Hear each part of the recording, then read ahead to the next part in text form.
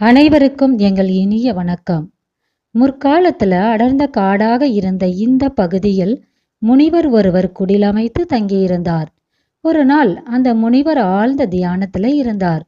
அந்த முனிவர் யாகம் செய்வதற்கு தேவையான சமித்துக்களை சேகரிப்பதற்காக அந்த முனிவரின் மகன் காட்டிற்குள் சென்றிருந்தான்.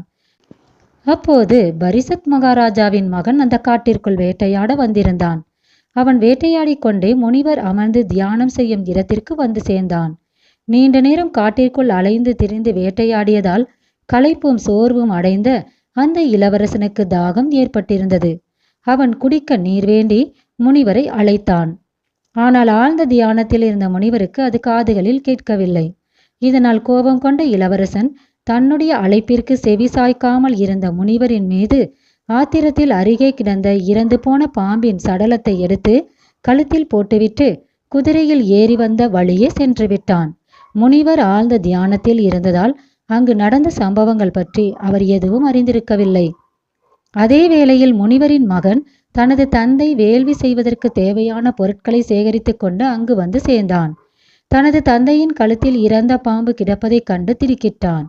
தன்னுடைய ஞான திருஷ்டியால் அங்கு நடந்தது என்ன என்பதை முனிவரின் மகன் அறிந்து கொண்டான். இதனால் அவனுக்கு பெருங்கோபம் ஏற்பட தன் தந்தையும் குருவும் ஆனவரை அவமானப்படுத்திய இளவரசனின் தந்தை பாம்பு தீண்டி இறந்து போகட்டும் என்று சாபமிட்டான்.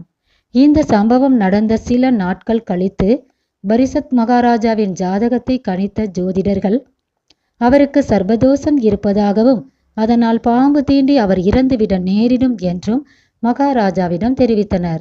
அதனை கேட்ட பரிசத் மகாராஜா தனது உயிரை பாம்பிடம் இருந்து காத்துக்கொள்ள 7 மலை தாண்டி 7 கடல் தாண்டி கப்பலில் மண்டபம் ஒன்று கட்டி பாம்பு எளிதில் புக முடியாத இடத்தில் வசிக்கத் தொடங்கினார்.